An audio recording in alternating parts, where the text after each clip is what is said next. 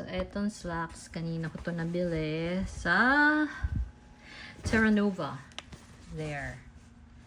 Small slacks. Yan, Terra Nova. This costs 6.99 pesos. Tapos, ito sa Surplus.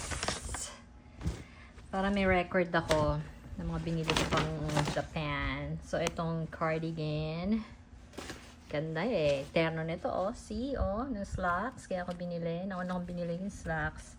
So, this is $4.99. Alright. Tapos, ang fleece na jacket. Nasa pambata ko nabili. Yung biggest nila is 160, 160. Ito, oh, fleece, oh. Ayan, oh. Shit. Shit. Orange. Orange. Wow. I love it. So, sa Uniqlo din yan. Uniqlo. Tapos, ito, another Uniqlo. Find itong cardigan din. Yes! Ang ganda. Apaka-red. Rouge. Red. Rouge. See that? Ganda, oh. Size 150 naman to. Yan.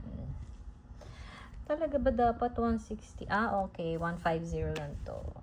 Okay. Tama itong binili ko. 160 ba dapat? Di ba dapat 150? Naku, nagkamali ata ako ng size. Baka malaki. So, kanina ko yung binili sa Uniqlo, yung cardigan at saka itong fleece jacket. Tapos ito, Uniqlo din. Kailan ko binili? 150. Nung nag-mega mall kami ni Josh last Sunday. Nakalimutan ko na ng date yon. Date yun, August 20, 19, 18, 16, August 16. Ayan yung hoodie. Look at that, sa pambata rin to, sa boys naman. 150. Okay, hindi siya yung biggest sa pambata. Tapos, ito sa SM Department Store sa Mega Mall, hoodie, oh. Yan yung sabi ko, parang blouse, crop top, yan. Ayan.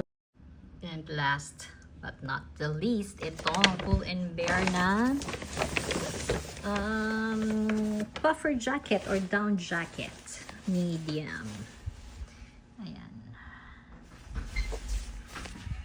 Diba? Alright. Awa.